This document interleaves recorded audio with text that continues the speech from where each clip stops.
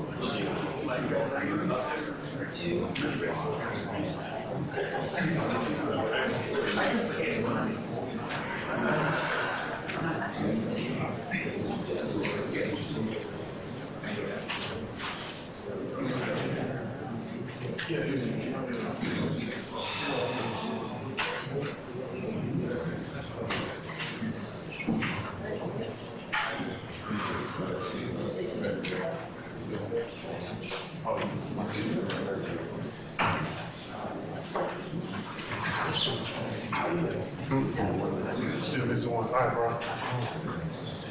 Judge, you're still missing one. Okay. 290. We called 290. 3 or 4 times. He's called her, and me and Brown have called her also. I'm gonna stand out there and wait, and just I'm gonna call her again. I'll stand and wait. Post office will be on time. So Right. I figure it's his aspiration. Go ahead, bro. Hello? Hello?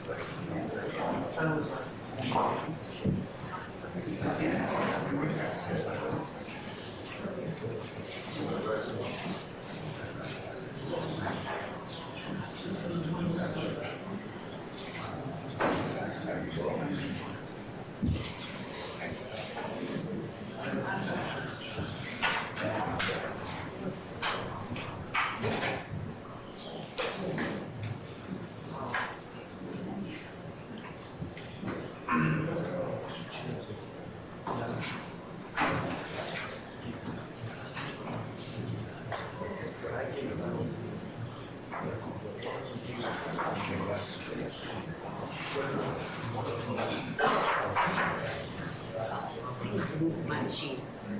I'll take it upstairs. I'll take it upstairs.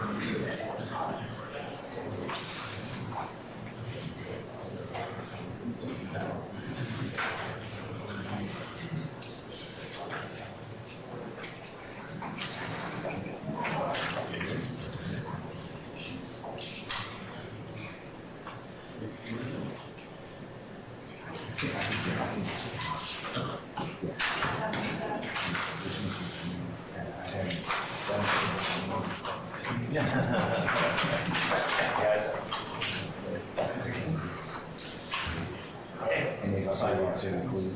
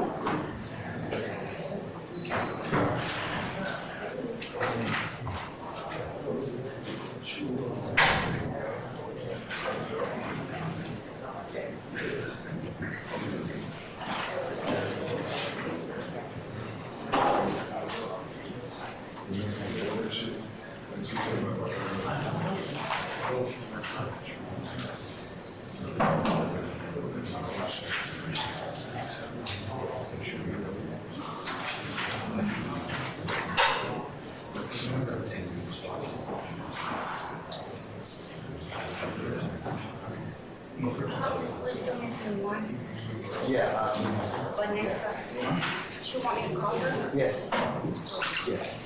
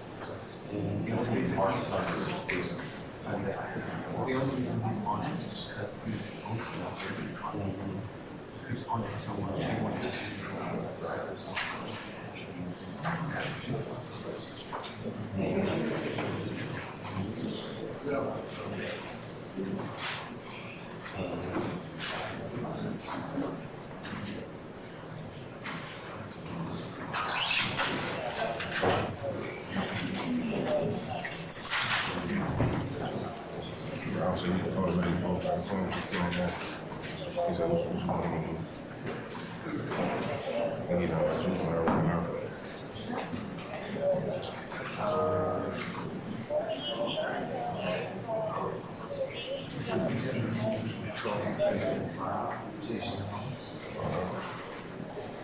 We'll see.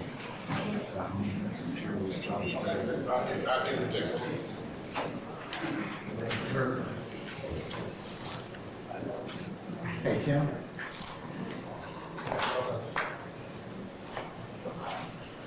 She still ain't answer. I'm saying she still ain't answer.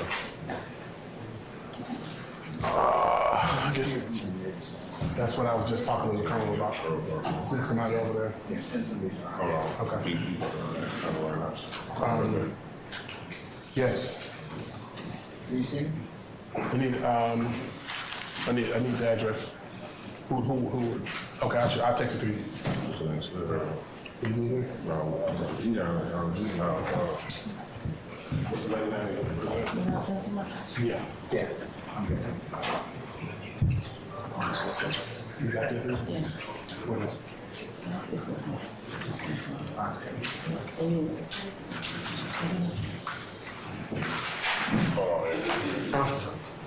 We'll take it, Sam. Yes, sir. She got it. I have the phone number, she's gonna ask me to call her. Okay. Okay. Hold on just a second. Yeah, I know. Let me get him started first. He won't come in and we'll get everybody started and then we'll recess and then we'll take care of that.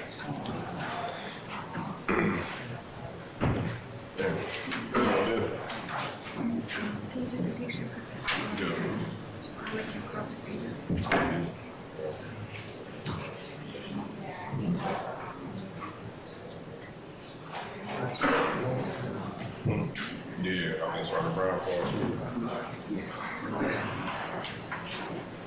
All rise.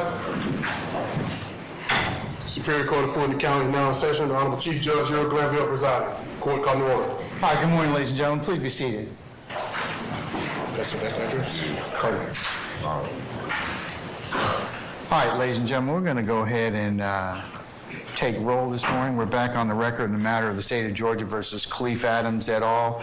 in 22 SC 183572. I'm going to just go ahead and take roll for the morning at this point. Mr. Stilwell, Mr. Botts, and Mr. Sharp. Good morning, gentlemen. Mr. Williams, Mr. Adams, Mr. Steele, and Ms. Renard, good morning. Mr. Kendrick, Mr. Apt, Mr. Hingerty, and Mr. Weinstein, good morning. Good morning, Your Honor. All right. Mr. Huey, Mr. Matthews, Jr. and Sr., good morning. Good morning, Your Honor. All right. And Miss, you have another counsel with you, Mr. Huey? Good morning, madam. All right. And Mr. Nichols, Mr. Harvey, Mr. Garner, Ms. Westmoreland, good morning. And Mr. Ryan and Ms. D. Williams, good morning. All right. All right, counsel for the state, ladies, Ms. Love and Ms. Hilton, Mr. Brown and Mr. Smith, good morning. All right, counsels, we are at this point in time waiting for one juror that has still not been able to be located. I have asked our sheriff's team to go ahead and see if they can find her, and that's what we're waiting on at this point in time. So we're going to just be in pause or in recess until that time comes, and then we'll go ahead and get started once our juror gets here, okay? So we're going to be in recess probably until I get some more indication on what our efforts are to locate that juror. So we're in recess at this point in time. You can recess in place at this point, okay? Thank you. All right. Thank you, Your Honor. Let me make a couple of announcements while I'm still on record for our folks here in the gallery, our embedded media, all right? You are welcome, and we appreciate your the full and free and fair press and the benefits of the First Amendment. I would just ask you respectfully to remind you, and I know you all as seasoned journalists know this, do not take pictures of our jurors. Do not try and intercede or try and talk to them in any way, and that goes for anybody else in this courtroom. The jurors are not to be tried to be interfered with in any way or tried to talk to or anything. I know you all know that, and I know you all won't do that, but just so we kind of are all on the same sheet of music. If you have photographic or other equipment, I'd ask that you put it on your silent mode. Some of you have shutters that I can actually hear, so if you could change the setting on those, that would be great. And the last thing I'd just tell you is just please go ahead and within the dictates of your Rule 22, please go ahead and just follow that. If you have any questions, you can certainly ask me at the appropriate time, but all of you are welcome. Okay, all right, so we're going to be in recess until I find out more about whether where our juror is, and then we'll go ahead and get started. All right, so we're in recess.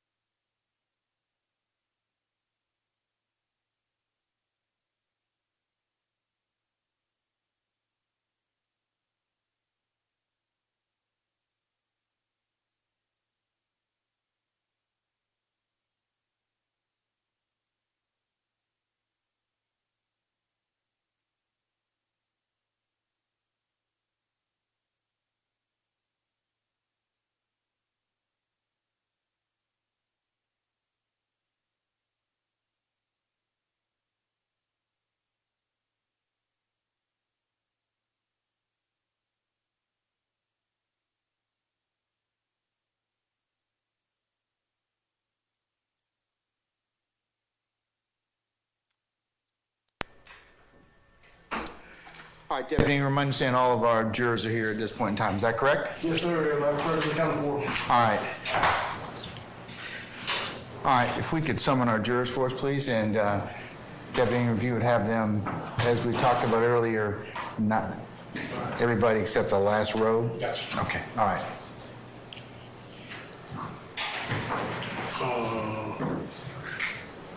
Hey, everybody. Is everybody here? Everybody present? Mr. Sharp coming in here. All right, well, okay, I'm worried about him right now, okay? But, all right. Hi, neighbor. Sit back.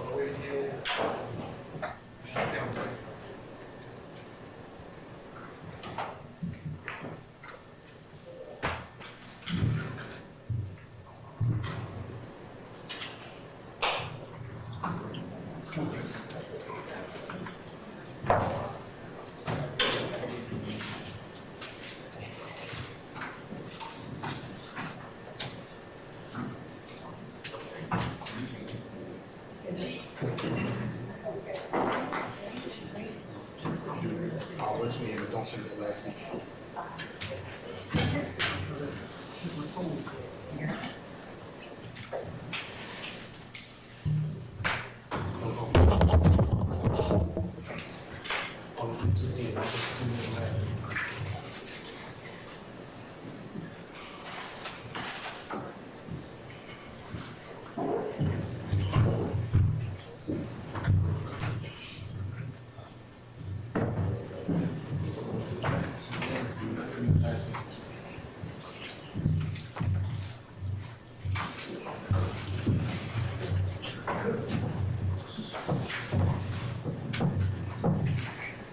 Ma'am.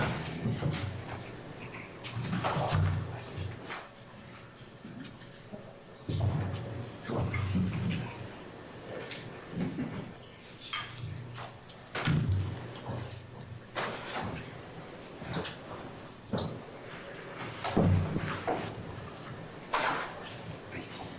All right. Our jury's present, Councilman.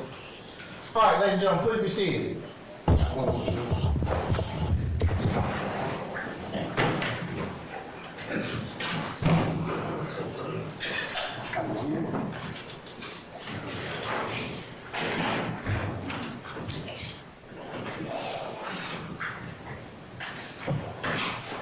You got another chair? Okay. I need another chair. I need another chair.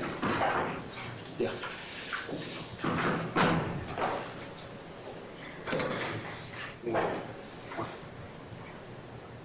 Get it out there, room. The back room, yeah.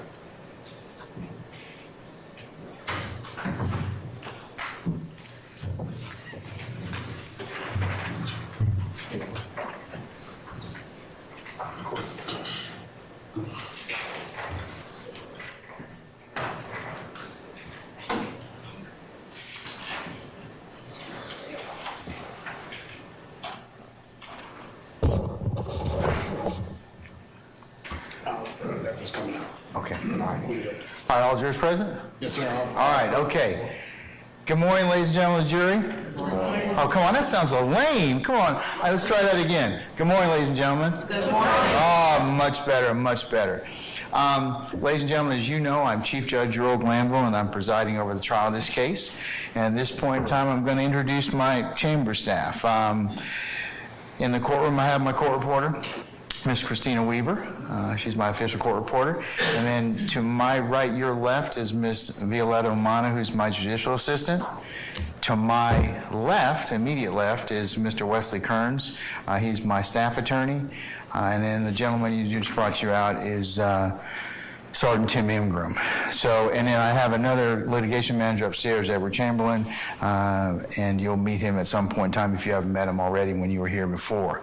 So, as I mentioned earlier, they're here to assist me and will be happy to help you in any way you can. Your principal point of contact, should you be running late or anything should happen to you or you need to kind of reach us before the time period. I understand one of you had a car issue this morning, so that's the, you all still have my cards? Okay, and if you don't, I got plenty more. We'll give you some before you leave today. If you're going to be running late or anything, please contact Ms. Umana and let her know so that I can kind of keep track of you and I can let the parties know where you are. But it is very important that you all get here on time.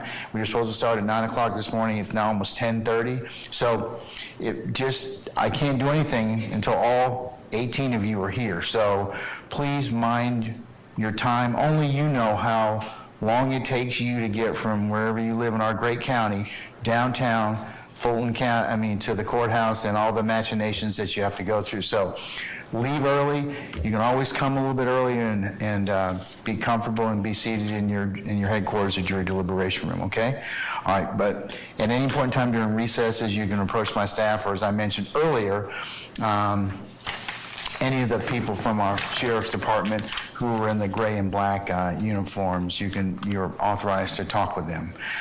Before we get into preliminary instructions, ladies and gentlemen, I have some administrative matters to discuss with you. I've already introduced my staff, and I encourage you to approach them if you have questions. Remember, the sheriff's deputies have shown you how to get to the jury room, how you arrive here every day. Okay, so you're never to come into the front door of the courtroom. You always go in to the rear and go directly into your headquarters or jury deliberation room.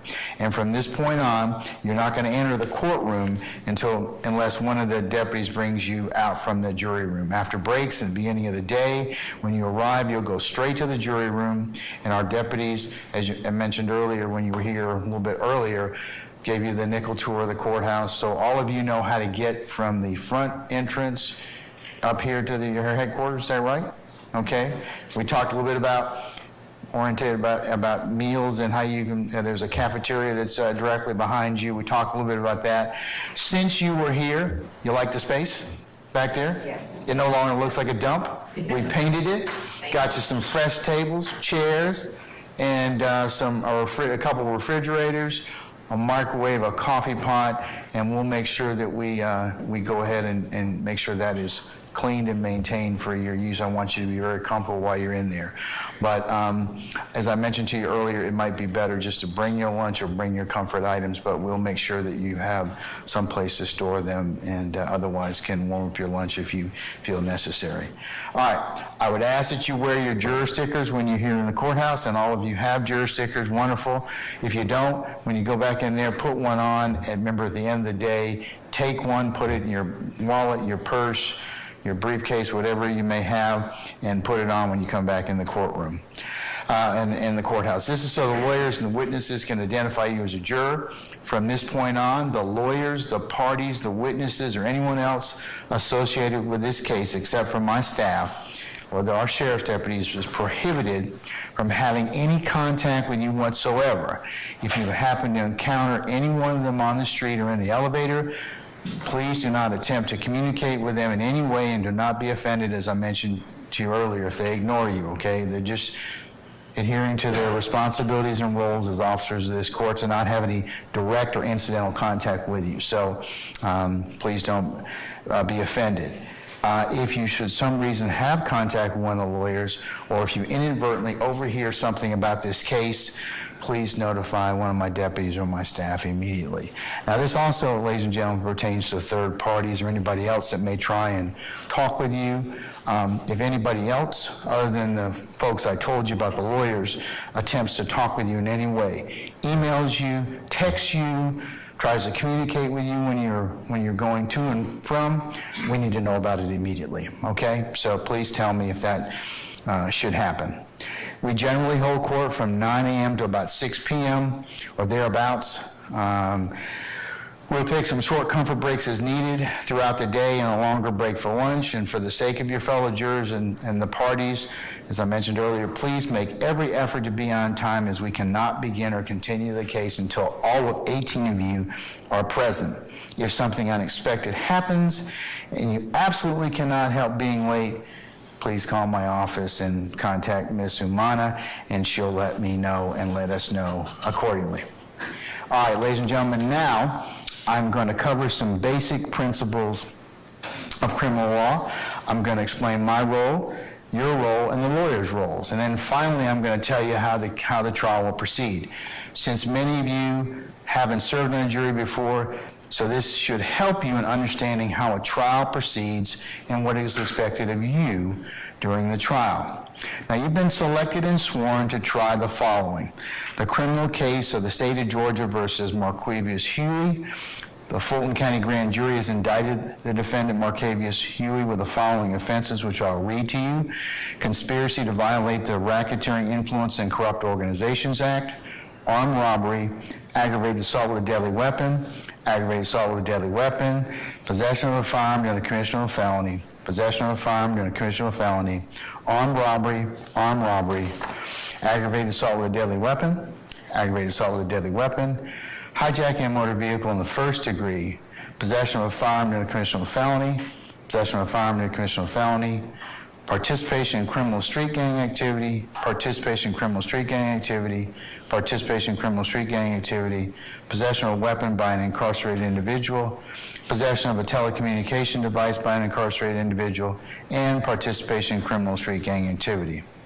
The criminal case of the state of Georgia versus DeMonte Kendrick. The Fulton County Grand Jury has indicted the defendant, DeMonte Kendrick, with the following crimes, which I'll read to you now: conspiracy to violate the Racketeering Influence and Corrupt Organizations Act, murder, participation in criminal street gang activity, violation of the Georgia Controlled Substances Act, violation of the Georgia Controlled Substances Act, violation of the Georgia Controlled Substances Act, possession of a firearm in the commission of a felony, possession of a machine gun, and possession of a firearm by a convicted felon previously convicted of a felony involving the use or possession of a firearm. The criminal case of the state of Georgia versus Quamarius Nichols. The Fulton County Grand Jury has indicted the defendant, Quamarius Nichols, for the following crimes, which I'll read to you now: conspiracy to violate the Racketeering Influence and Corrupt Organizations Act, murder, participation in criminal street gang activity, participation in criminal street gang activity, possession of a firearm by a convicted felon previously convicted of felony involving the use or possession of a firearm, possession of a firearm during the commission of a felony, and possession of a firearm by a convicted felon previously convicted of felony involving the use or possession of a firearm. The criminal case of the state of Georgia versus Rodeus Ryan. The Fulton County Grand Jury has indicted the defendant, Rodeus Ryan, for the following crime, which I will read to you now: conspiracy to violate the Racketeering Influence and Corrupt Organizations Act. The criminal case of the state of Georgia versus Shannon Stillwell. The Fulton County Grand Jury has indicted the defendant, Shannon Stillwell, for the following crimes, which I will now read to you: conspiracy to violate the Racketeering Influence and Corrupt Organizations Act, murder, participation in criminal street gang activity, participation in criminal street gang activity, possession of a firearm by a convicted felon previously convicted of felony involving the use or possession of a firearm, possession of a firearm during the commission of a felony, and possession of a firearm by a convicted felon previously convicted of felony involving the use or possession of a firearm. The criminal case of the state of Georgia versus Jeffrey Williams. The Fulton County Grand Jury has indicted the defendant, Jeffrey Williams, for the following crimes, which I will now read to you: conspiracy to violate the Racketeering Influence and Corrupt Organizations Act, participation in criminal street gang activity, participation in criminal street gang activity, violation of the Georgia Controlled Substances Act, violation of the Georgia Controlled Substances Act, violation of the Georgia Controlled Substances Act, possession of a firearm in the commission of a felony, and possession of a machine gun. Each of the defendants have pled not guilty to this indictment, and each of them deny every charge in it. This indictment and the defendant's pleas of not guilty present the issue that you've been selected and sworn to decide. The indictment is a way the defendants are charged with committing crimes that violate the laws of Georgia. The charges in the indictment and the pleas of not guilty are not evidence of guilt, and you may not conclude the defendants are guilty based on the charges or the not guilty pleas. Each of the defendants is presumed to be innocent until he is individually proven guilty. The defendants begin the trial with a presumption of innocence in their favor, and this presumption stays with them until it is overcome by the state with evidence that convinces you beyond a reasonable doubt that the defendants are guilty of the crimes charged. You may not convict any one of the defendants of any crime unless each element of the crime is proved beyond a reasonable doubt. The burden of proof is on the state to prove every essential element of the crimes charged in the indictment beyond a reasonable doubt. The defendants have no burden at all, and the burden never shifts to any one of the defendants to prove his innocence. However, the state is not required to prove the guilt of the defendants beyond all doubt or to a mathematical certainty.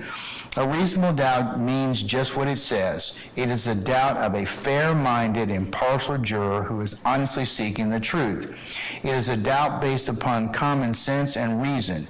It does not mean a vague or arbitrary doubt, but is a doubt for which you can give a reason based on a consideration of the evidence or a lack of evidence, a conflict in the evidence, or any combination of these. After considering all the facts and circumstances of this case, if your minds are wavering, unsettled, or unsatisfied, then that is a doubt of the law, and you must find the defendants not guilty. But if no reasonable doubt exists in your minds about the defendant's guilt, then you may convict the defendants. If the state does not prove the defendant's guilt beyond a reasonable doubt, your duty would be to find the defendants not guilty. My role is to determine the law that applies to this case. Then I will instruct you on the law that you must apply to the facts in reaching a verdict. I'm giving you some of those instructions now. I will give you more detailed instructions at the end of the trial. The jury has a very important role. You must decide the facts of the case from the evidence presented and then apply the law that I give you to those facts. Evidence is how a fact is proved or disproved. Evidence can be either testimonial or exhibits. Testimony is what you'll hear from people who take the witness stand right here and swear to tell the truth. However, the questions the lawyers ask the witnesses are not evidence. Exhibits are documents, photographs, and other physical items that are admitted during trial. The object of this trial is to discover the truth. During the trial, I will admit evidence according to the rules of evidence. Those rules are designed to aid in discovering the truth by making sure that you consider only the best and highest evidence. The lawyers are advocates for their clients, and they have the duty to represent their clients to the best of their ability. They must follow the rules of law, trial procedure, and evidence during the trial. They may make motions or objections if they believe that any rule is not being followed. Remember, what the lawyers say in making or responding to objections is not evidence. I will admit or exclude evidence according to the rules. If the lawyers make an objection and I overrule it, that means the evidence is admitted and you may consider it. On the other hand, if I sustain an objection, this means the evidence is excluded from the trial and you may not consider it. You should consider only that testimony and only those exhibits that are admitted. You should not assume or infer anything about evidence which I have excluded.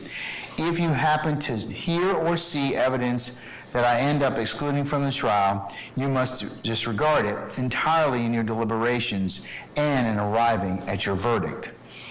None of my decisions and nothing I say during the trial are evidence. My decisions and remarks do not mean that I favor or lean to one side or another in this case. I am only interested in seeing that this case is fairly tried based upon the laws and Constitution of the state of Georgia and the Constitution of the United States. Sometimes I may have to deal with the lawyer's motions or objections without you being here in the courtroom, and if so, I'll excuse you from the jury room. So what I'll say, ladies and gentlemen, is, ladies and gentlemen, there's a matter we need to take up. If you retire to your headquarters or jury deliberation room, and I'll wait further instruction. That's my most artful way of telling you we need to take up something outside your presence and hearing, okay? I'll try and limit those interruptions, and I ask that you be patient when they do happen. I can't tell you when those will happen, but sometimes they do. So please I'll ask for your patience in advance on that particular matter. So the trial will proceed as follows. First, the attorneys may give what's called opening statements. No attorney is required to make an opening statement. Opening statements are not evidence. They're simply an introduction to the evidence, a preview, or an outline of the expected evidence. The state goes first because they have the burden of proof. Second, the evidence will be presented. Third, the lawyers may give closing arguments or summations. They may discuss the law that applies to this case and how you should consider the law in light of the evidence. They may also point out evidence that they believe supports their position. What the lawyers say in closing arguments is not evidence. The goal of a closing argument is to persuade you to decide the case in their favor. Fourth, then I will explain to you the specific law that applies to this case. This is referred to as charging the jury. I will then ask you to go to the jury room, your headquarters, to deliberate and to reach your verdict. It is important that you pay close attention during this trial. If at any time you cannot hear or see any evidence, or you're suffering from any discomfort that distracts you, please inform me or one of my deputies or my team, and we'll do whatever is needed to make sure you can hear and see the evidence and give it your undivided attention. If you need a break at any point in time, please raise your hand or alert one of our deputies. The jurors are not allowed to question witnesses. However, if you have a question you believe is important for your determination of facts, please write down your question, give it to one of the deputies, and I will determine whether or not it should be asked. If you have a question while the evidence is being presented, please keep in mind that you do not yet heard all of the evidence, and your question may be answered by the time the rest of the evidence has been presented. You should only consider evidence with you should consider the evidence with an open mind, and you should not reach any final conclusions until the trial is over. Do not jump to conclusions before all the evidence is presented. To maintain the integrity of the jury system, I'm going to remind you again, remember my ad nauseum admonitions there? Okay, y'all shaking your heads like, okay, we're going to go through those one more time. I'm going to remind you that you must decide this case only based on the evidence admitted during the trial and the law I will explain to you. You may not conduct any research on your own about this case or about any people or places mentioned during the trial. You may not visit any places mentioned in the evidence. You may not refer to any books or documents that were not admitted during the trial. You may not use any dictionaries or other reference materials. You may not use Google or any other search engines or any other resource matters, the internet, websites, or blogs. You may not use any other electronic media to get information about this case. You should not use any of the sources to get any information about the legal terms or about the law. And finally, you may not listen to any accounts of this trial that may appear in the news media, whether it's online, in print, on the radio, on your cell phones, or any other smart devices that you may have, or any other mediums. Remember, you are the ones that have been qualified as fair and impartial jurors deciding this case. No other influence should affect your decision. For that reason, as I mentioned earlier, part of my admonitions, you may not discuss this case with anyone, including your family and friends, or let anyone discuss this case with you or around you or in your presence. This includes discussing or sharing information by email, text, blogging, or other form of social media until actual deliberations begin.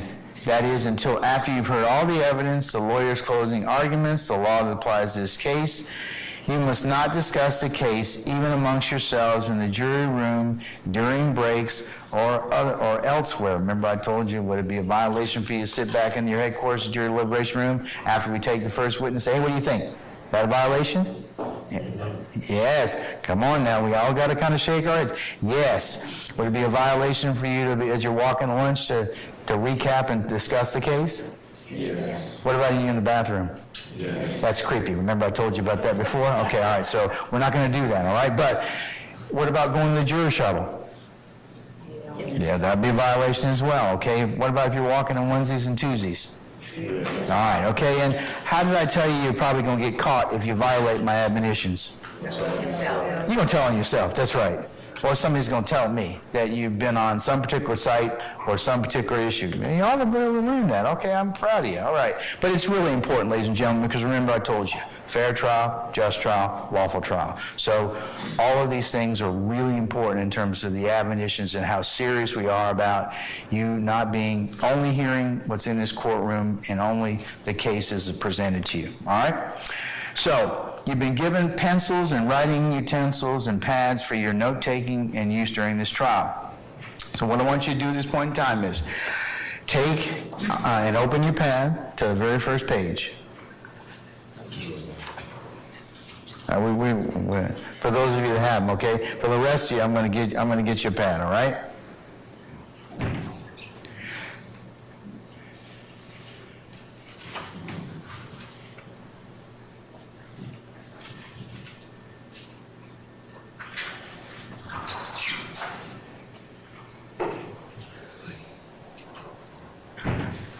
Okay, does everybody have a pad? No. Okay.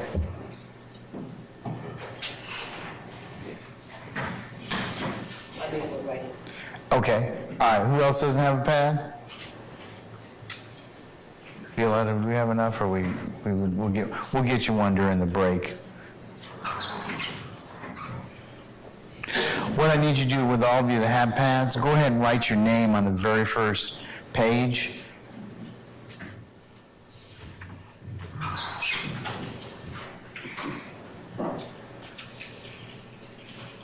Okay, that's your pad, okay? So whenever you come back in, after breaks and everything else, if you're going to your headquarters, just leave your pad inside the basket, okay? We're not going to take a look at it, and nobody's going to bother with it. Who else needs a pad?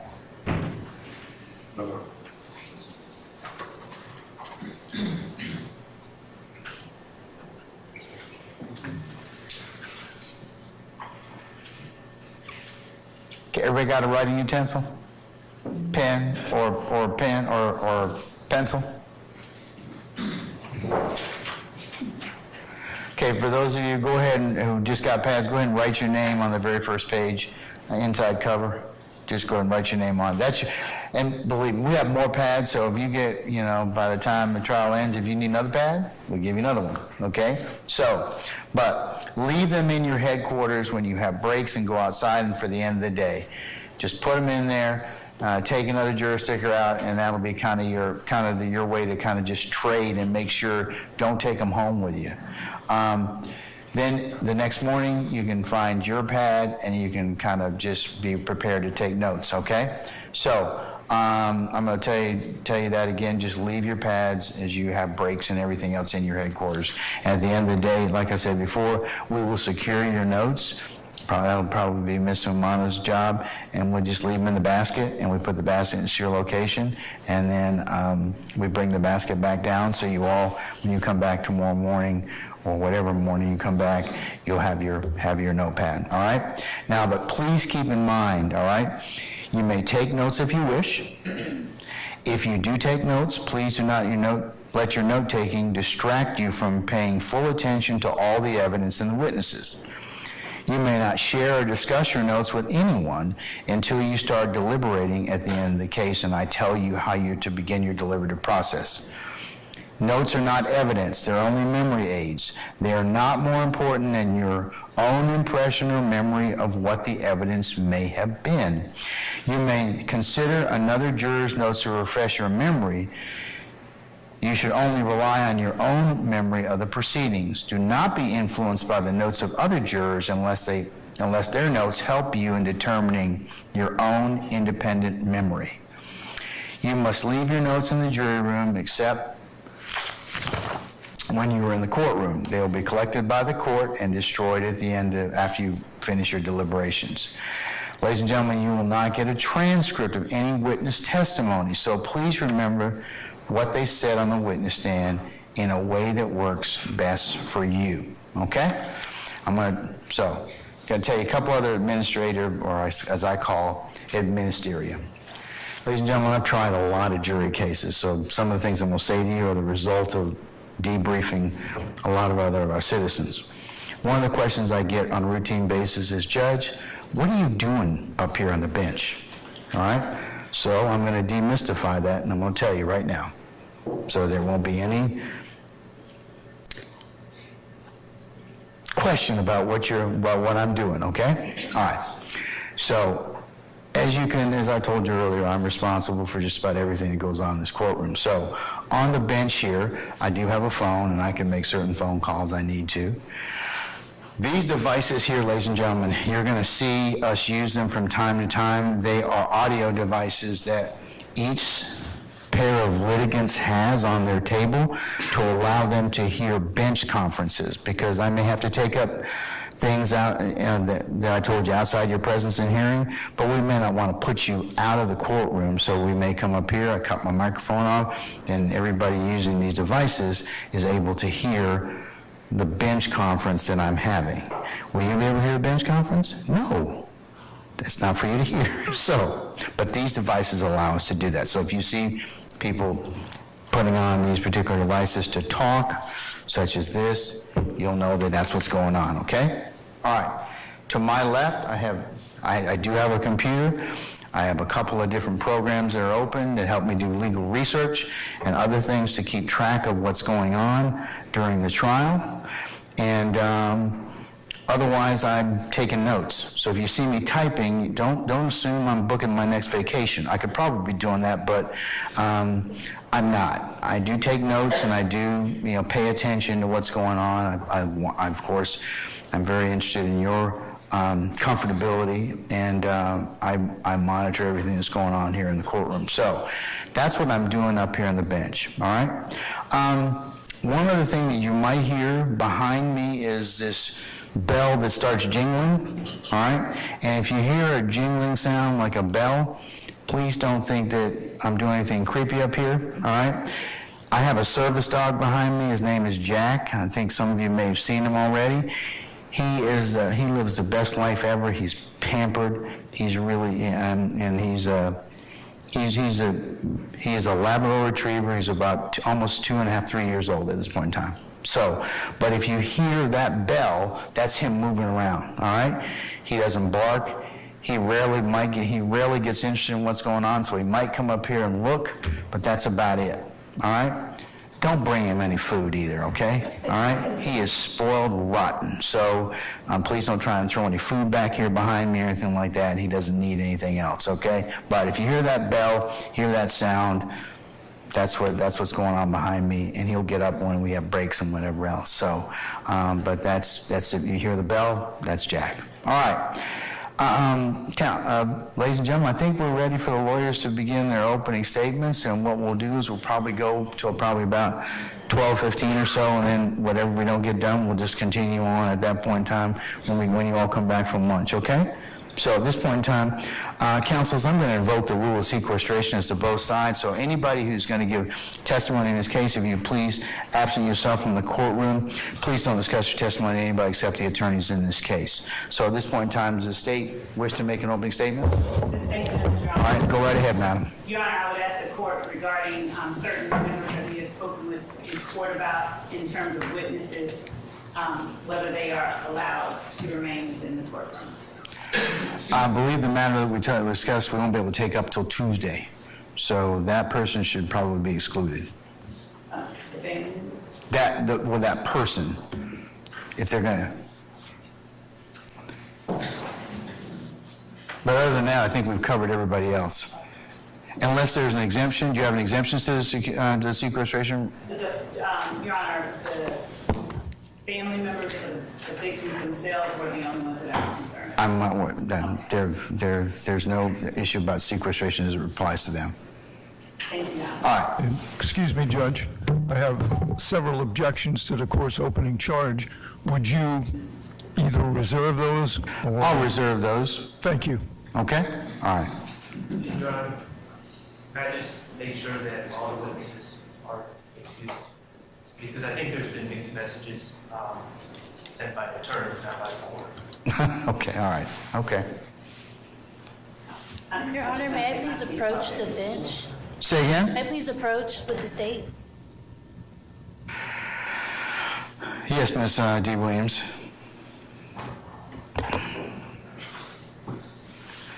For those of you that wish to listen in, you can go ahead and do so.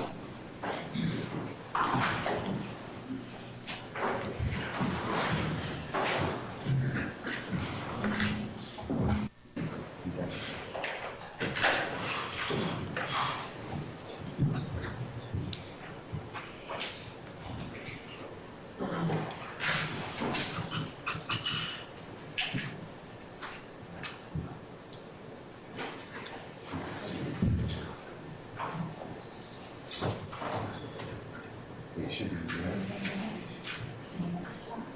Yes, sir. Yeah, they can hear you.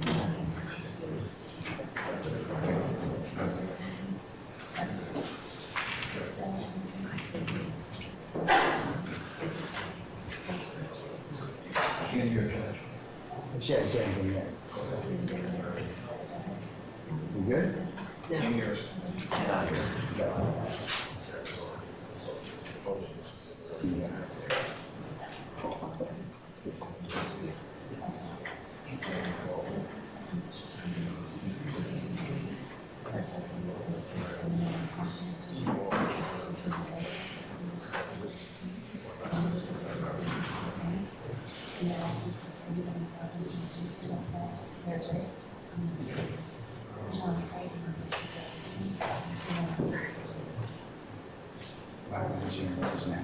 We could have taken this up like 45 minutes, an hour ago. I can't hear you.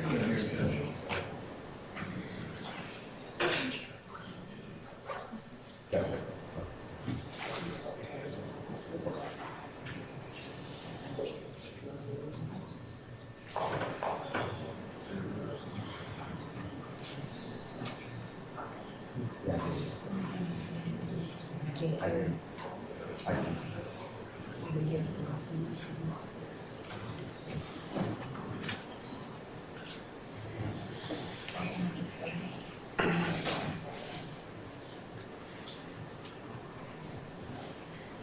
What's that?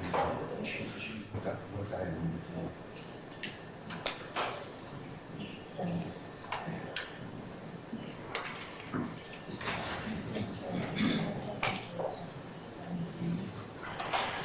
I'm sorry.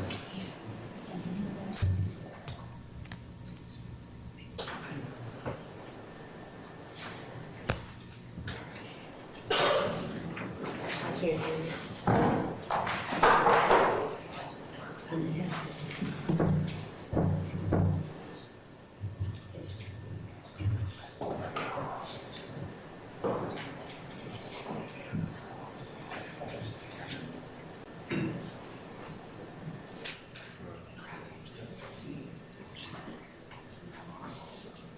Okay, we can, I'm going to switch, okay? Yeah. Okay? I'll exclude that in the motion you've got to tell me. Okay, all right.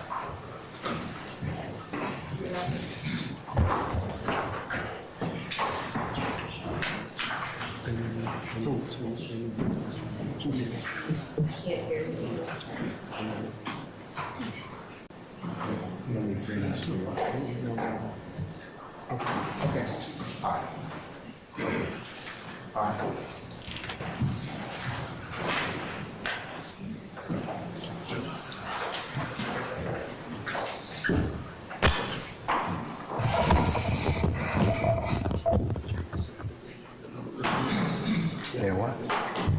No, they should have just, If you want to. everybody gets at least one. They should be on camera. Who? No. No, they're not, they're not on camera, should they? Who? Then cut the camera off. Tell B11 to cut that camera off. Okay. Which camera is it? Witness. Witness.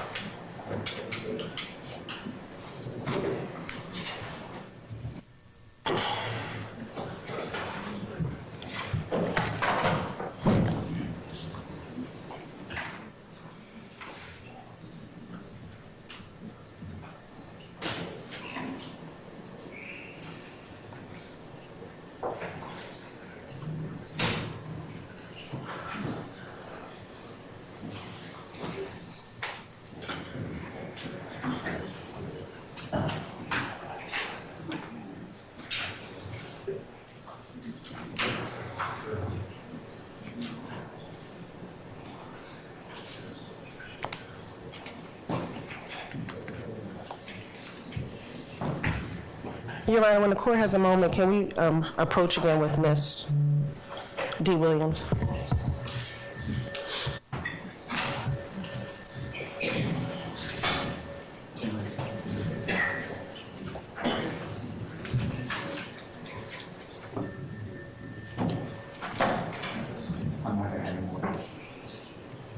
You need 3 minutes, you said?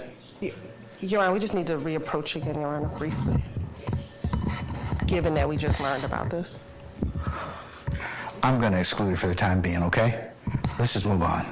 I'll take it up at another time. We're not going to take it up right now. All right, thank you, Your Honor.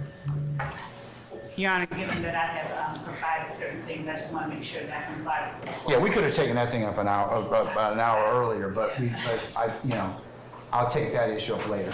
Okay.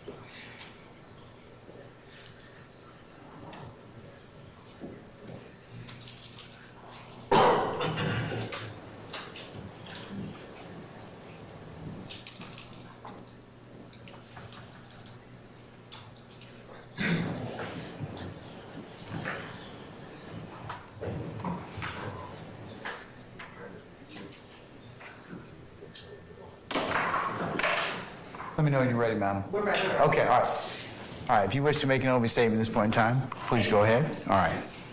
I'm going to now share my screen with the court's permission. Yes, ma'am, go right ahead. Thank you.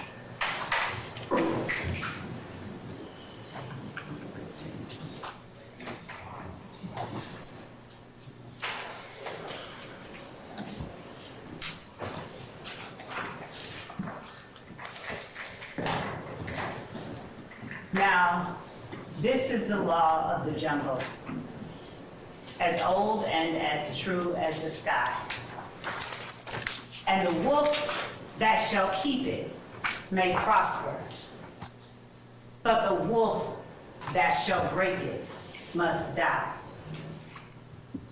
As the creeper that girdles the tree trunk, the law runneth forward and back. For the strength of the pack is the wolf, and the strength of the wolf is the pack.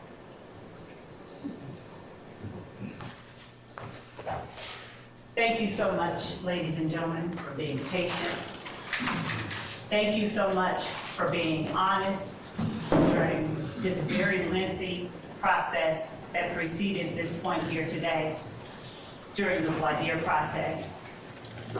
I appreciate you all being here, exercising your civic duty, and honoring your obligation to pay close attention to what's going on in this courtroom for the next several, however many weeks. Some people like to say that opening statements are a roadmap to what the trial will show.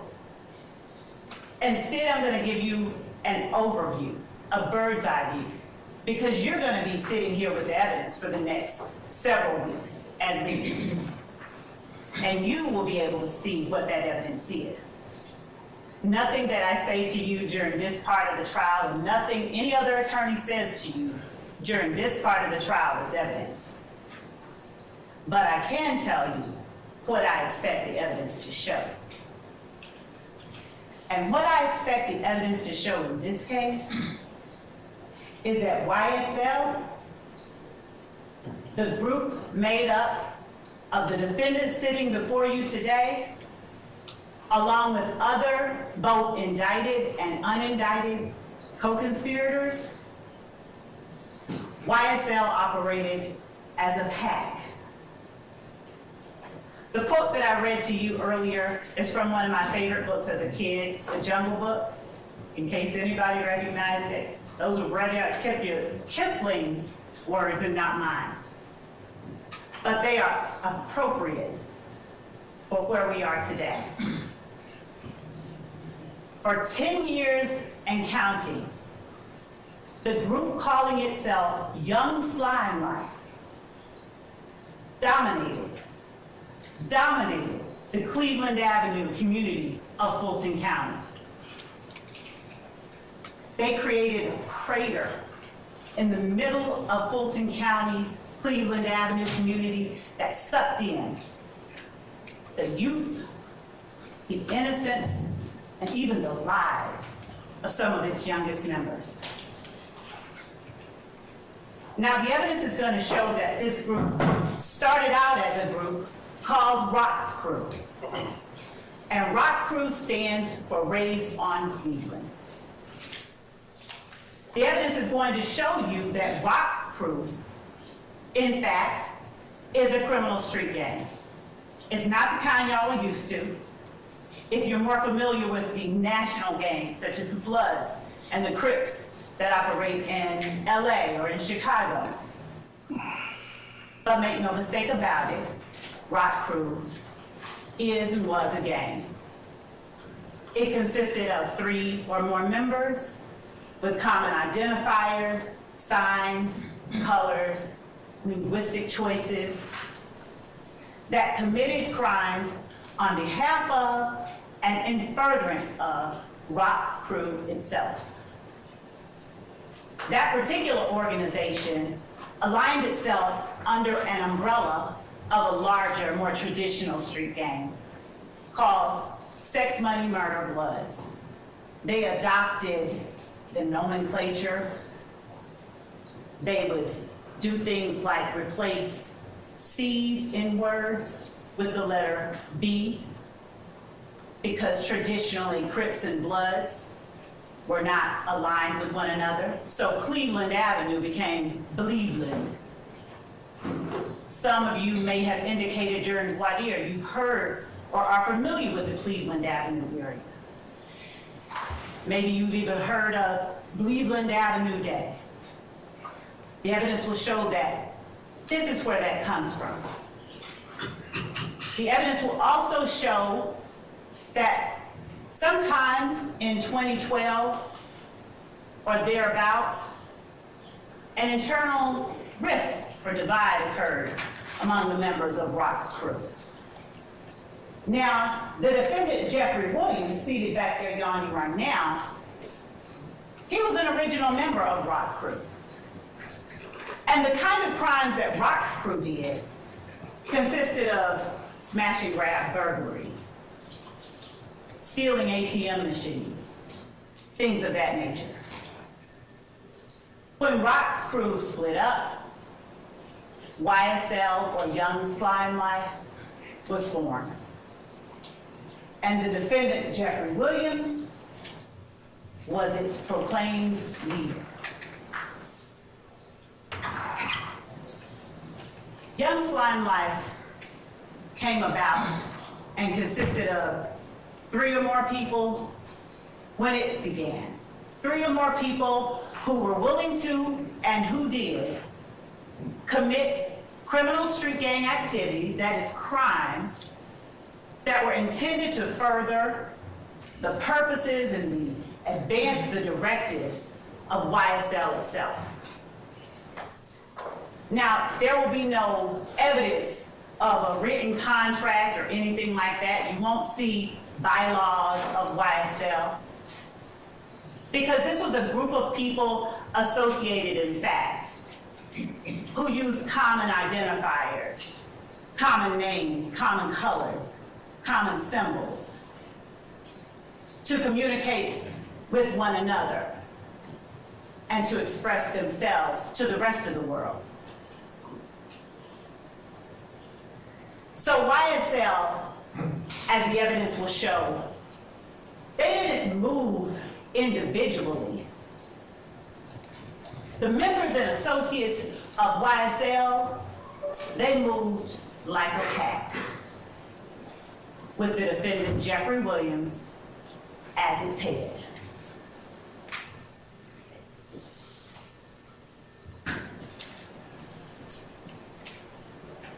You'll hear from witnesses, both law enforcement and lay witnesses, who personally experienced and who personally witnessed the activities, the crimes that were committed.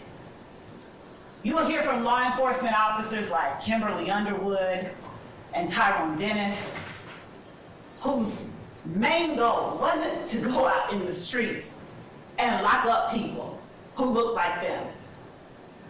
It was actually to touch souls in the streets, to touch young people, and to alert them of the dangers and the drawbacks of becoming a part of and becoming involved in gangs like YSL and Rock Crew.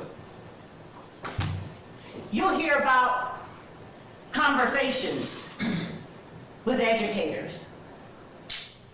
You'll hear from members and associates of the gang itself. Now, as to how those members and associates will respond or act once they're actually in court and on the stand, that's something that I am truthfully not able to predict to you fully. But the court has given you instructions on determining and judging the credibility of the witnesses. And I trust that all of you will in fact follow those instructions. The evidence will show that YSL checked all of the boxes for being a criminal street gang. As I stated earlier, they are 3 or more people associated in fact. Their members commit crimes on behalf of the gang. They commit crimes such as armed robbery, hijacking, motor vehicle theft, theft by receiving, stolen firearms, so many stolen firearms, possession of a machine gun, and narcotic sales, and last but certainly not least, murder. What you will not hear any evidence of is that the defendants were not involved in a criminal street gang. You will not hear any evidence that they did not commit crimes on behalf of YSL. And as I stated to you earlier, what I'm saying to you now, this is not... Let me object to that statement, please, as burden shifting. Object basis? Burden shifting. And under Parker versus the state at 277, Why don't we take that up then? 39. I'll note your objection. I'm sustaining the objection. Why don't you rephrase, madam? Yes, Your Honor. Just rephrase it. Ladies and gentlemen, I'm going to explain to you at the appropriate time, ladies and gentlemen, what the burden is in this case. Remember what I told you earlier? That the burden never shifts to the defendants to prove for certain innocence, they're presumed innocent. And it's only until you hear evidence that you decide is sufficient, and I'll instruct you on how you're supposed to do that at a later point in time, okay? All right. The evidence will show that YSL did not adhere and does not adhere to all of the customs of a traditional street gang. And the fact that YSL does not mirror all the customs of a criminal street gang, the evidence will show makes it no less a criminal street gang.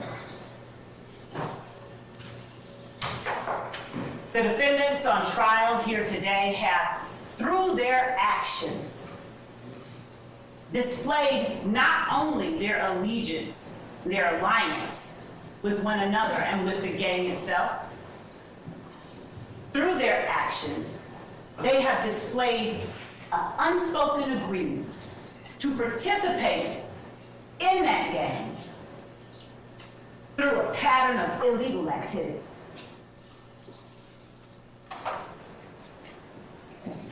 And again, the head of this gang is seated in this courtroom too. The last paragraph of that poem that I read or spoke to you earlier goes as follows. Because of his age and his cunning, because of his right This and is his argument. heart. This is not, What's your objection, Mr. Harvey? that it's argument. Okay, Mr. Harvey, hold on. Madam, it is argument at this point in time, so I'll sustain the objection, okay? Yes, sure. All right. The evidence will show that these defendants, that the members and associates of YSL, they knew who their leader was, and they knew the repercussions of not obeying their leader.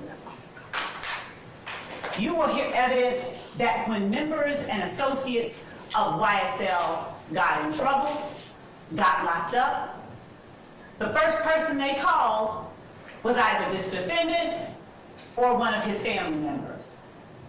Now, they didn't call him directly because he knew and they knew that he needed to have distance between himself and the crimes members and associates of YSL were committing on behalf of the gang. So they would reach out to his sister and have his sister reach out to somebody else and eventually get back to King Slime, as they called him. You will hear evidence that members of YSL committed armed robberies. You'll hear evidence that to slime someone is to do them dirty, and that sometimes members of YSL committed crimes against other family members of their fellow gang members. You'll hear evidence that when one of the associates or members of YSL did something to what Jeffrey Williams had perhaps considered a friend, they were threatened with their very life. Tell them to get that stuff back or they will be killed.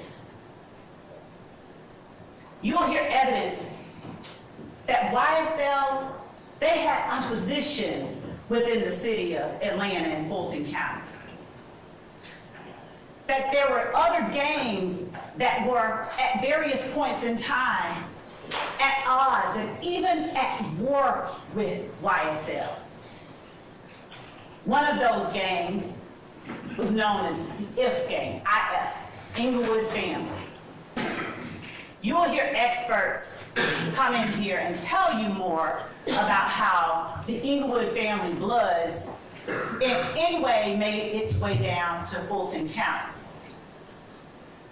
You will also hear evidence about how one of the members, one of the beloved, of whom YSL considered an opposition group, was gunned down. Donovan Thomas on January the 1st, 2015. January the 10th, my apologies. 2015. Gunned down. Openly and notoriously. Because the evidence will show that part of the reasons that criminal street gangs operate the way that they do is to establish dominance and to establish control and to establish fear. You're going to hear that this gang stole at least 3 lives from this community over the last 10 years. At least 3 that are referenced in this indictment. You'll find that as a result of this gang's activities, a young woman who had nothing to do with either YSL or any of their opposition was gunned down by people trying to get back at YSL for what they did. You'll hear evidence that after the murder of Donovan Thomas, no less than 50 shootings occurred over the course of the next several months.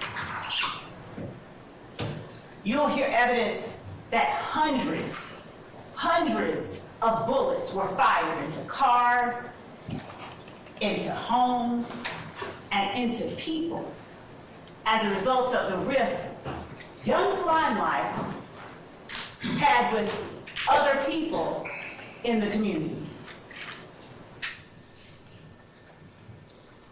So what are they accused of and what are you here for today?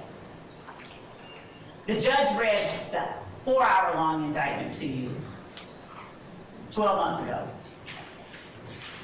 He didn't read it to you again today, but he generally gave you what each defendant is being charged with and what the state has the burden of proving beyond a reasonable doubt as it relates to each defendant. But just to broadly touch on those, the crimes that the state will be proving to you over the next several weeks include conspiracy to violate the Racketeer Influence and Corrupt Organizations Act. That is an absolute mouthful. So we'll just say RICO. There's no substantive allegation of RICO violations here. And by that I mean there's a difference. Here the state is alleging that these defendants, they had an agreement, unspoken, but no less an agreement, to obtain property, things of value, cell phones, cars, stolen guns, through a pattern of illegal activity. The evidence will show that it's sort of like if 2 people said, okay, you know what, we're gonna go toilet paper our dean of admissions house. And they sat there thinking and talking about it, and someone overheard them and reported them to the police. and the police came and said, okay, I'm gonna arrest you all for conspiracy, for planning to go and do this. The evidence will show that it's not enough that they were planning to do it. Somebody has to do at least one thing in order for those two people to be found guilty of conspiracy. So say one of you goes and says, let me go get the toilet paper now. Then y'all are in trouble. That's what we have here, and that's what the evidence is going to show.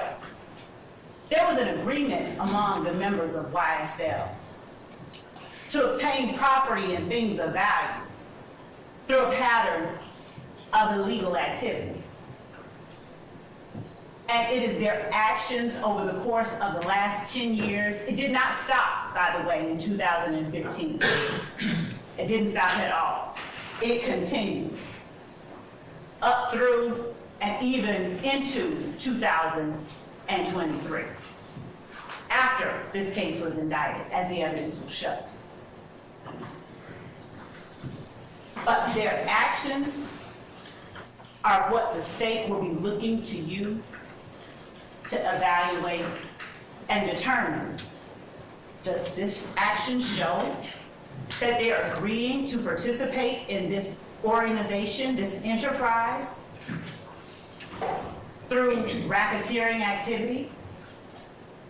You'll see evidence, as I stated, of not just drug sales, trap houses, drug houses, whole houses out of which drug sales were conducted, where they held long-arm guns by the door, where they stood ready to act on command if either one of their number called.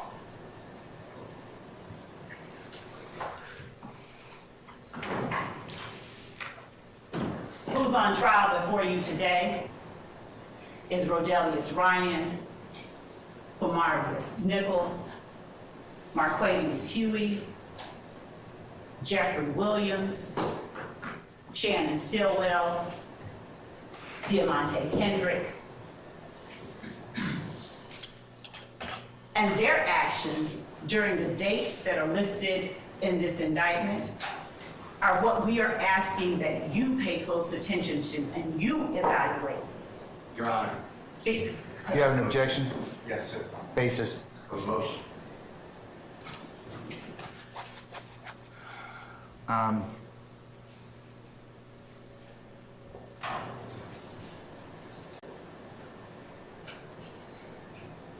right. Ladies and gentlemen, this is one of our breaks. I'm going to need to probably ask you to retire to your headquarters at your deliberation room, and we'll call you back in just a minute, okay, when we finish up our business, all right?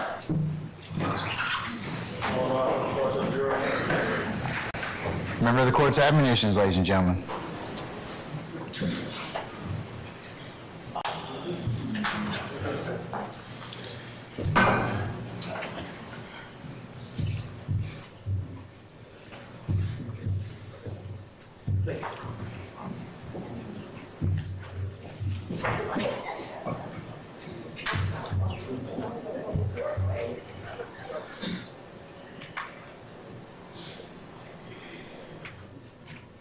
All right, please be seated. Our jury has left us.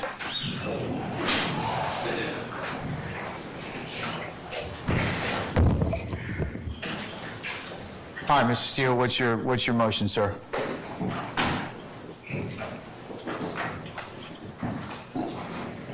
Good morning again, Your Honor. Your Honor, last week, 3 weeks ago, you ordered the parties to share all of their displays in opening statement to the others so we don't have to have these interruptions. I did that. The state shared with me 4 attachments. That's all they had. That's what I got. What you just saw on your screen, if you don't remember, I'll ask the state to put it up, and I asked for it to be marked as exhibit, is what you already excluded. It states that Mr. Ryan was convicted of murder, and I represent the co-defendant who's not on trial on the appeal. How did that not get sent to me so I could bring it to this honorable court's attention, 1? And 2, How do we just violate court orders? So, yes, I have a serious motion for a mistrial because it's intentional misconduct. That's my motion. All right. And I'd like the screenshot to be captured for Mr. Weaver to put in the record. I'll admit it as next court exhibit in order of the state's presentation anyway, so. All right, so that'll be court one for purposes of the trial. So, Ms. Love, what's your response to Mr. Steele's assertion about Mr. Ryan? As it relates to Mr. Ryan and the exhibits that the state intended to play and to display for the jury, I sent to Mr. Steele and everyone else the pictures and the photographs that I expected to use. As it relates to the slide to which Mr. Steele is now referring regarding his representation on appeal, I'm not certain if the objection goes to the fact that there was the conviction, because that's part of the indictment and that's part of the evidence that the state expects will show, or if it's as to his objection about the fact that he represents Mr. Ryan or Mr. Blaylock on appeal. Don't represent Mr. Ryan. Mr. Blaylock, then. Excuse me. I would never said this, ever. That's it. Okay, what's your objection based upon Mr. Steele? Objection based upon, I argued this before this honorable court. You argued the prosecution that before they ever mentioned my name, you granted this motion. That I did. You brought him up to this honorable court, outside the presence of everybody. We're an open statement. I am lied to. I am saying that. I am lied to. I don't know if anyone else got that exhibit. I did not get that exhibit. And I see everyone's head shaking no. And now it goes against the court's order. We are bound, duty-bound, to follow this honorable court's order. I'm going to join in the objection on behalf of Mr. Steele. Let me see the... I can put it back up, Yes, Judge. ma'am. And Your Honor, while I am putting that back up, I will state in my place that initially when there was the objection from Mr. Steele, I didn't have a clue what it was about because I didn't mention his name and didn't intend to mention his name. As I looked at the screen, I saw that part of his name was on the screen for the most part. But I mentioned that, I ruled upon that last week. I did. That we were not, I would take it as it came in this case, and if the evidence got to that point, then I would deal with it accordingly. Yes, Your Honor. So, and Your Honor, as to Mr. Steele's motion, as I'm pulling this up, the state would vehemently object to a mistrial and ask for a curative instruction and a reminder to the court, to the jury, that nothing that the lawyers say is evidence in this case. This is not at all the type of thing that rises to the level of mandating a mistrial. Certainly not. It just isn't. I have all right. The slide. Pull up now. I have it now. I'm about to share the Court screen. one for purposes of the motion for mistrial.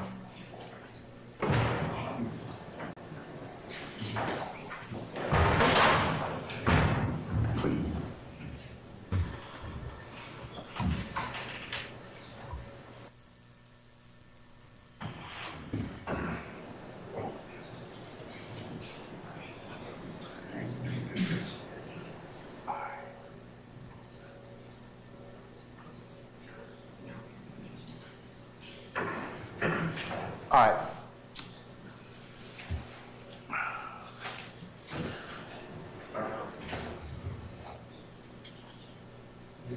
Okay, on slide 11 of 65, that I see where you have that at the bottom, represented by Brian Steele. So we can leave that for the time being. Leave it for the time being because it is what was it was up. I'm going to deny the motion for mistrial, Mr. Steele, but I will go ahead and give a curative instruction to our jurors at this point in time. So. Your Honor, I'm supposed to ask for a re-occurrence report for my mistrial before the next process goes on. I'd like you to do me a courtesy, if you would, and allow me to do that now and preserve the motion for mistrial. You made your motion for mistrial, and the basis, and I'm going to mark the whole state's presentation as court one for the purpose of your motion, and it will go in as stated. And I have two other issues I'd like the court to just take up. One is just remember, I know you ruled on it, but the state said earlier today that Mr. Williams is contacted through parties that they don't know to pay for other people's lawyers. So I think that couples with that exhibit. And number two, I'd like the court to now order prosecution to give me and anyone else who wants to see it. I need to see respectfully what you ordered last week, all of the displays of the state of Georgia that they have not given to us. So what do you mean by what displays are you talking about, Mr. Steele? I never saw that. I never saw the wolf. I never saw the indictment. You ordered I gave all my displays. I gave everything to the state. I got from the state. Are you talking about using for opening statements, sir? Of course. Okay. Should have been done. All right. All right, Ms. Love. Yeah. Wait. Thank you, Your Honor. Two matters, Your Honor. One, the first thing that Mr. Steele has requested of the court regarding the representation that the state made about other YSL members contacting Jeffrey Williams for representation is absolutely and has always been a part of what the state expects will show at trial. I'm going to deny that portion, but to Mr. Steele's point, I'd already made that issue in terms of his particular involvement, and anything you need to let me know prior to that, and I need to rule upon it, and it also is subject to foundation. And just like this, so I assume that what you told our jurors is what you expect the evidence to show? Yes? Yes, All right, definitely. so I'm going to overrule that part of his objection. What about the last thing you mentioned? And Your Honor, as to the court's directive that we turn over anything or any exhibits or photographs, that was my understanding of the court's directive, that we expect to show an opening statement.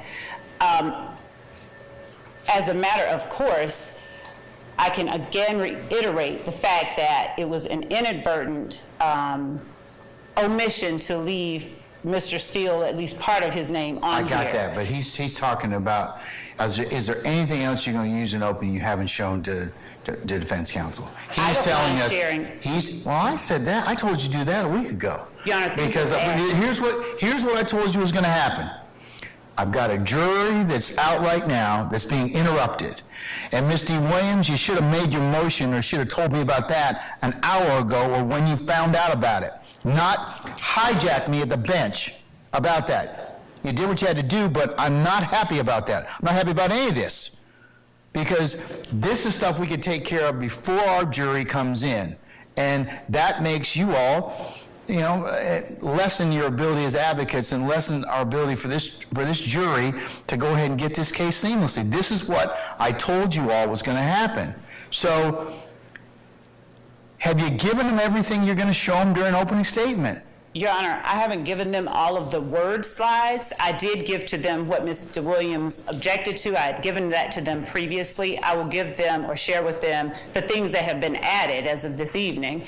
And can you do that over the next 5 minutes? I sure can. Deputy Ingram, Ingram, can you find out if our jurors are ready? Are they ready? Are they still using the restroom?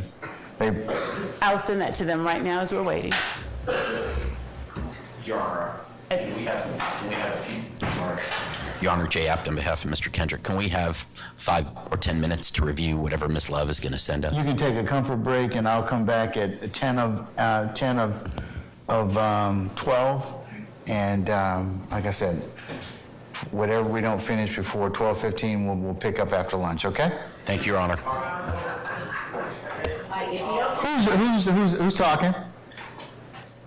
Max Sharp. Yes, Mr. Sharp. On behalf of Mr. Stillwell. We've been operating pretrial with the Harvey rule. I want to make sure that the record is clear that we join Mr. Steele in his motion for mistrial, and if Your Honor... I'll apply the Harvey rule unless you tell me otherwise. Okay? And that will apply throughout trial? Yes. Okay, thank you. Unless you tell me otherwise. Okay? All right. Thank you. All right, we're going to be in recess about 10 minutes, all right? Your Honor, what I'm going to do before sitting is I'm going to actually do a search for the first 4 letters of Mr. Steele's name and make sure that I didn't leave anything else in there. So before I do that, I'm going to send that. I'll make that search.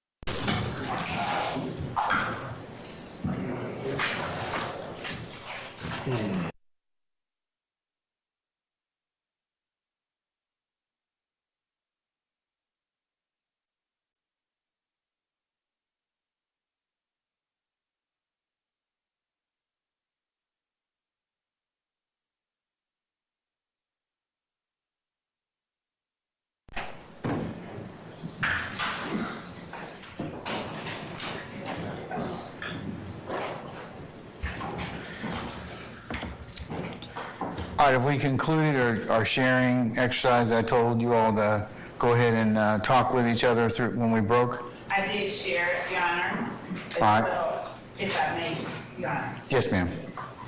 Regarding the court's earlier concern brought to the court's attention by Mr. Williams, Ms. Hilton shared with me what was said on the bench, but as it relates to Cordelius Ryan's post after the murder of Shamel Drinks, that was provided from day one in discovery, Your Honor, and it is not a crime that he is alleged to have committed. We may have put that on a list, out of including things, but, Your Honor, that is not an intrinsic act in the sense of it being a crime or criminal act, and it is what the evidence is going to show happened. What I have in the PowerPoint I can show to the court if you like. I sent that to defense counsel prior to today. I think I sent it Friday before 5.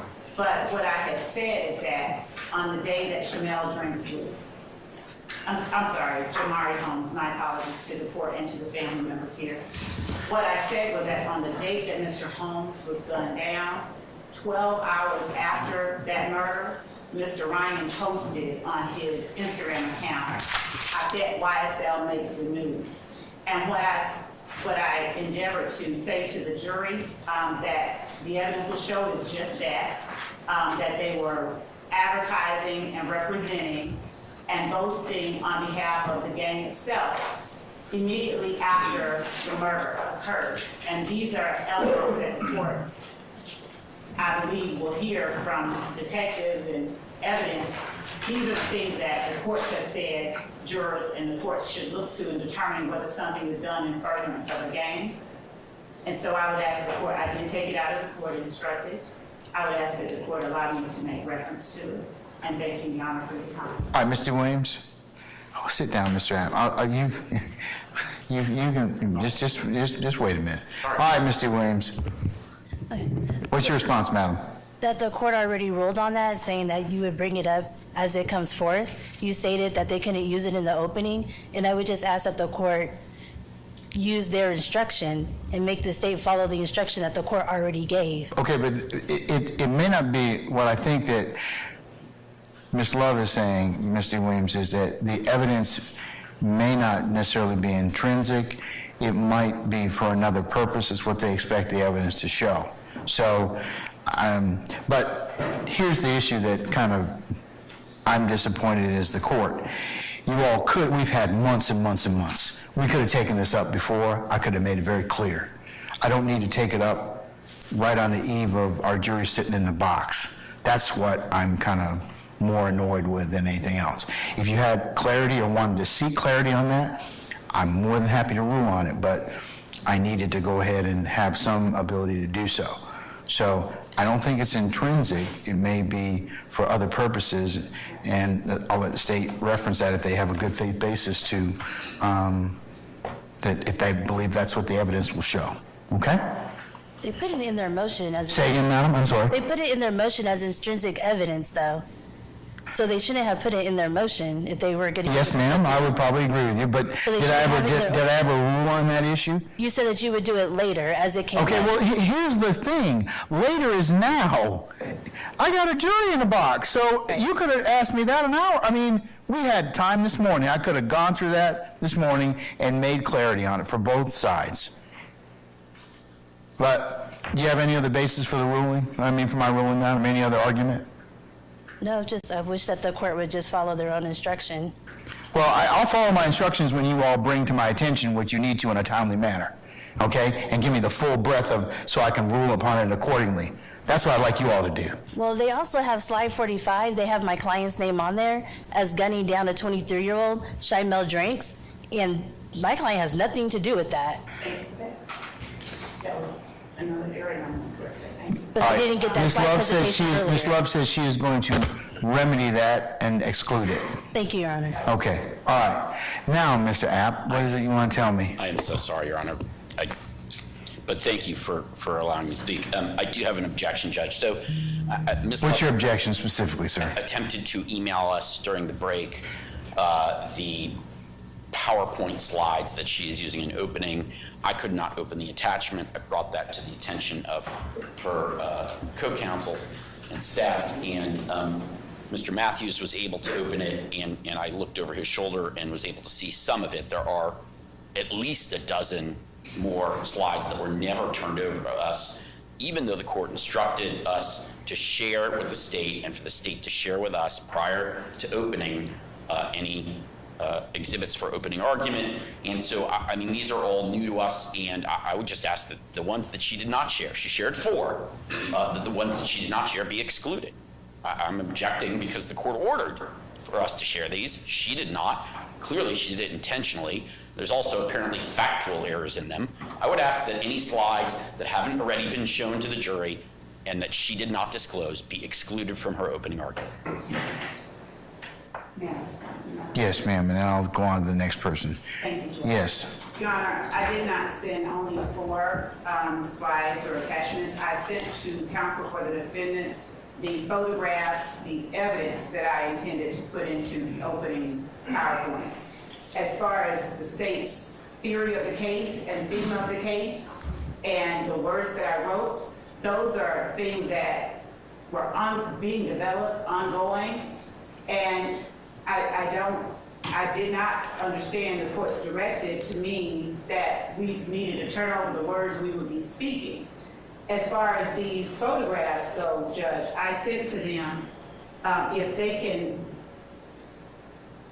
actually I sent them to them. So there are some, I have only about, Your Honor, there are done over. Hold on, wait, let her finish, and then I'll let you respond, Mr. Apps. so all of these slides that involve Christian Eppinger, I sent to them.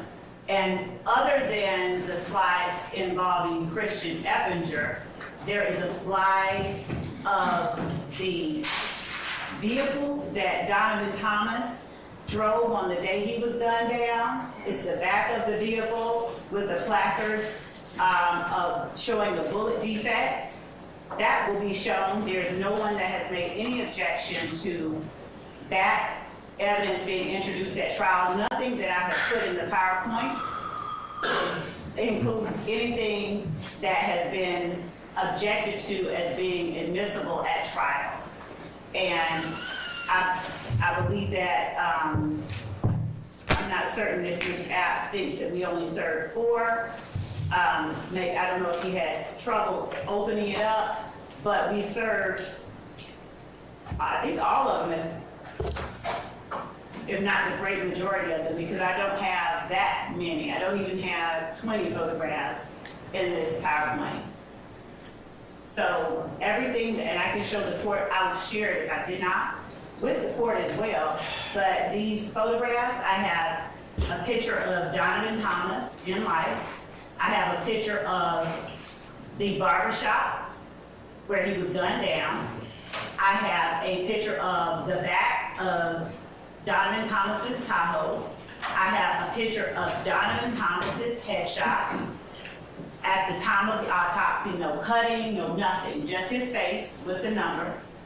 I have a picture of, as I stated earlier, Your Honor, the truck with the defects noted. And then I have pictures of Christian Eppinger, all of which were provided, and that's the extent of it. The majority of the slides have my words, my theory, my work product on them. All right, Mr. App, before I go ahead and respond. Your Honor, no one's suggesting that she had to turn over the text of her opening argument. But if she's going to show a PowerPoint to the jury, that is what the court instructed us to share. We're visual exhibits, and that's what she's doing. She's placing it up on a screen for the jury to see. And whether that's her own words as part of her opening as a PowerPoint, or it's just demonstrative. She could have shared it, and she didn't, and she did it. And she's suggesting now to the court as a work in progress that she hasn't worked on her opening statement until this past weekend. I don't believe that. I think if that's the case, then she's just lying to the court. But if that's not the case, and she didn't mean to mislead the court just now, then she could have and should have shared those PowerPoints. As to the photographs, those also could have been shared with prior to opening. If there's, and no one's suggesting they're not admissible at trial. If they're admissible, she can admit them at trial. But to show them to the jury now is part of our opening that violates this court's order that we were supposed to share our exhibits for opening prior to trial, which she did not do. So I think they should be excluded from the opening. And if she wants to introduce them later as evidence during the course of the case, then so be it. But I think there is good grounds for this court to, and you know, Your Honor got upset because these issues could have been handled. They didn't have to wait until now. This is wasting time while the jury's waiting. Your Honor's right. And it's not our fault. It's her fault for not doing what the court instructed. And as a result, the appropriate and reasonable remedy is to prevent her from sharing any of these slides with the jury that she did not share with defense counsel prior to today. Whether they're evidence or whether they're text is part of her opening. All right, Mr. Matthews? Yes, Your Honor. Good morning to the Honorable Court. I'd like to direct the state's attention to slide 15. In slide 15, the third bullet point, it references October 1st, 2020, in terms of that quote from the text message. In the indictment, Your Honor, if you look at Overt Act 102, that's where that particular quote comes from, Overt Act 102.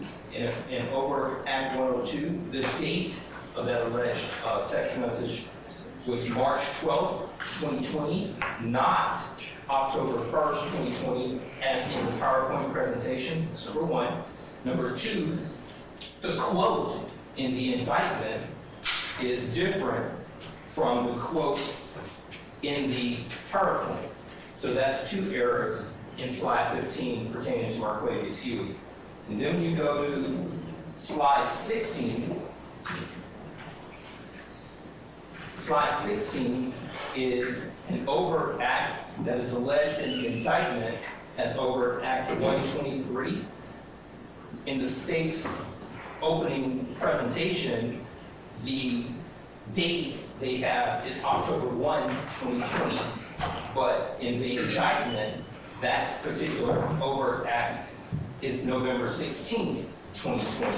So that's a third error in the state's opening slide presentation. So those need to be corrected to mirror the indictment so that it's not misleading the jury and in fact giving wrong information to the jury, Judge. So I would ask that the state correct that, remove it, or correct it.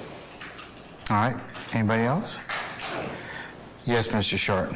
Your Honor, on behalf of Mr. Stillwell. Speak up, please. On behalf of Mr. Stillwell, slide number 47, it suggests that Mr. Stillwell is still committing crimes on behalf of the gang even after being indicted on these charges. We began to discuss intrinsic acts and other unindicted allegations last week, but we did not get through it. And my understanding was that anything that you had not ruled upon, we were not supposed to reference or discuss in opening statements.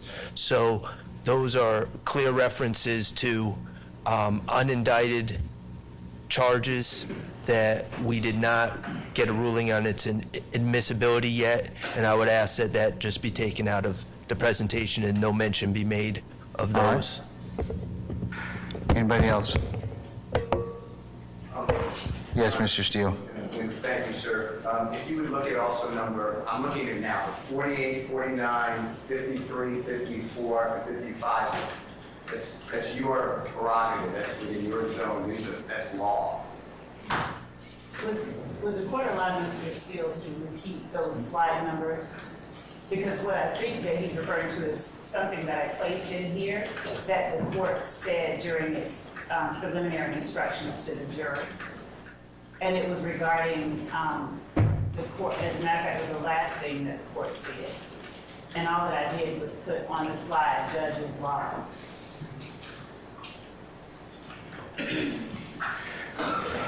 In terms of what slides you talking about? Mr. Steele again? I have 48, 49, 53, 54, 55. So 49, 48 through 55? Excluding, so it's 48, 49, but then skipping to 53, 54, and 55. 48 and 49. Your Honor, may I share via Zoom the slides that Mr. Seals? I would, yes, please, ma'am. Thank you. And you said, Mr. Seals, you said 45? Just share the presentation, please. Yes, Your Honor.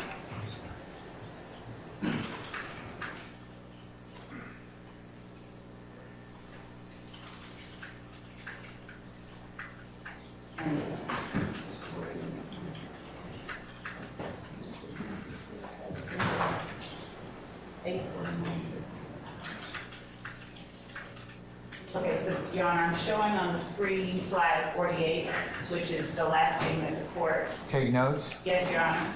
All right. And 49.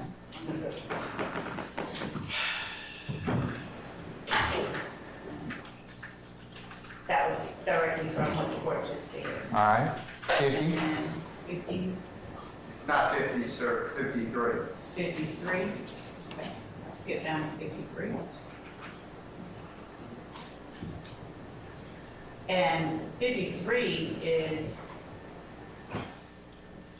what I expect the evidence is going to show. So I'm going to, in speaking to the jurors regarding the witnesses and the instructions that the court has given them, I'm going to say to them, some of them, as I've already alluded to, some of them may not be wanting to speak. Some of them, you're going to see evidence that some of them are afraid. Some of them are embarrassed. Some of them are intimidated. Some of them don't remember. Some of them don't want to remember. That's simply what the evidence will show. And Your Honor, what I'm asking that the jury does in listening to and considering the testimony of any such witnesses is as the court has already instructed, which is just to use your common sense because you alone decide who you believe. We're asking you to listen carefully, take notes, and pay attention. So there's nothing in that slide 53 that is in any way infringing on or entering into a lane that does not belong to the state. We are entitled and allowed to show and to state to the jury what the evidence will show.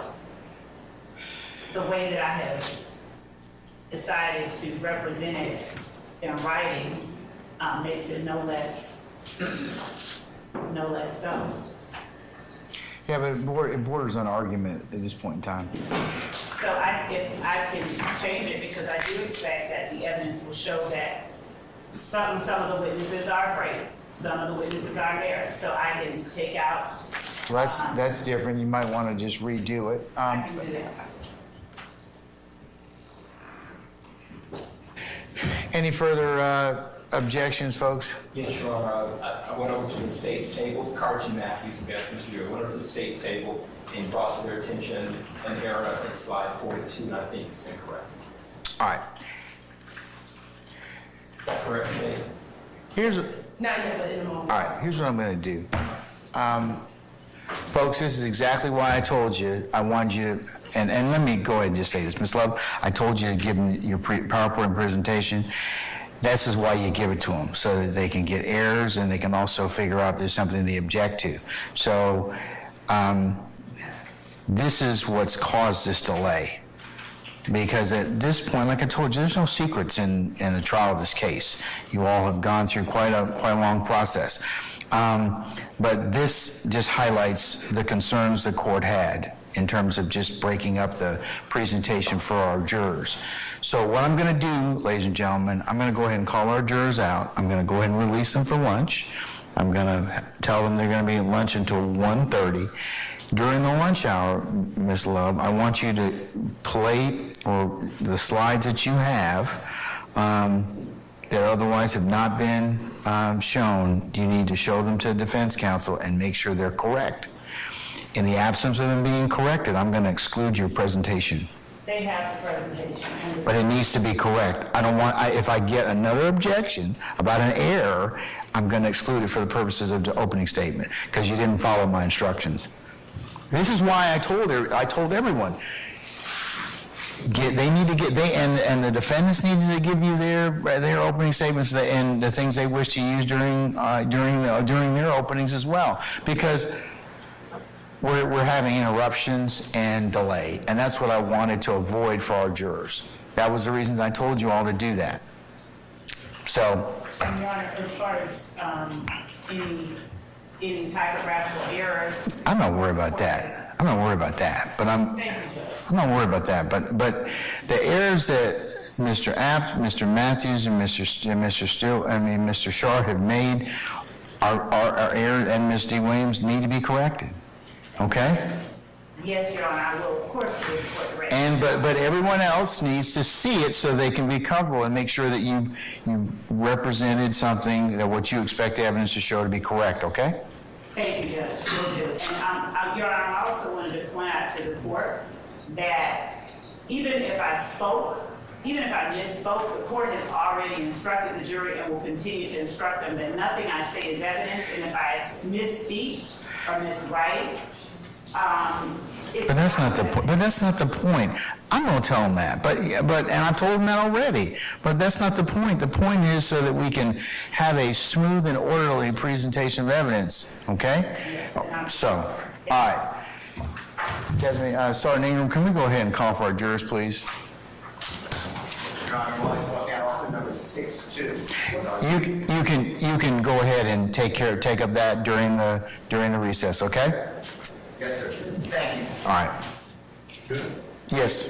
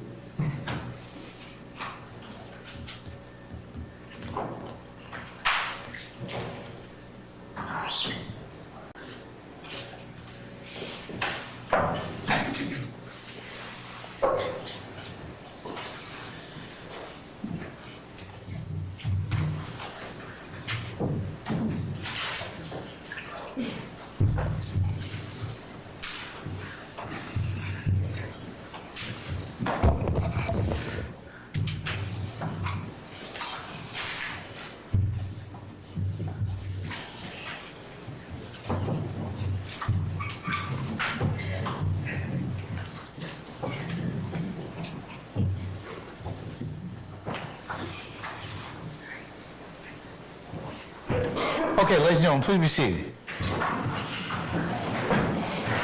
All right, members of the jury, we apologize profusely for the delay, but I got some good news. I'm going to send you lunch. How about that?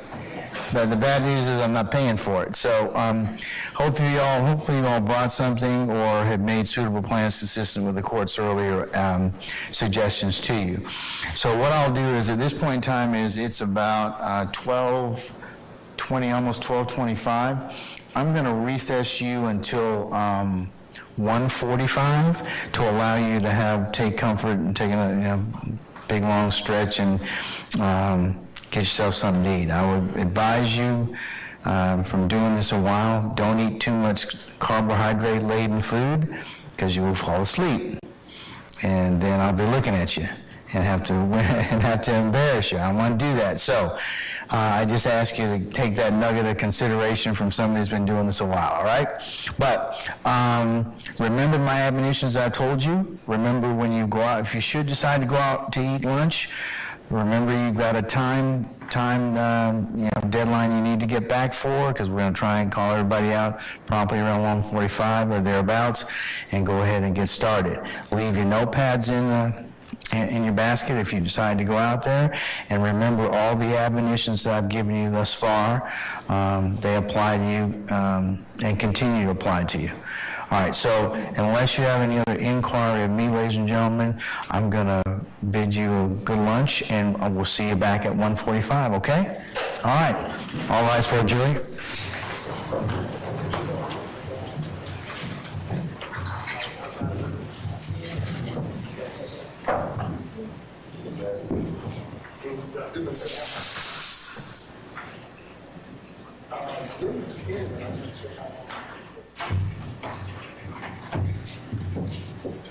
Not time yet.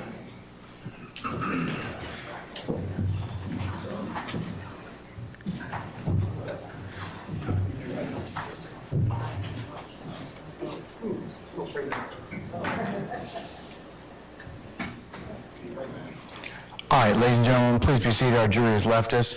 All right, so ladies and gentlemen, consistent with my earlier directions, go ahead and take a look at that, make those corrections, and I'll see everybody back for 1:45, and we'll go ahead and continue with opening statements at that point in time, okay? All right, we're in recess.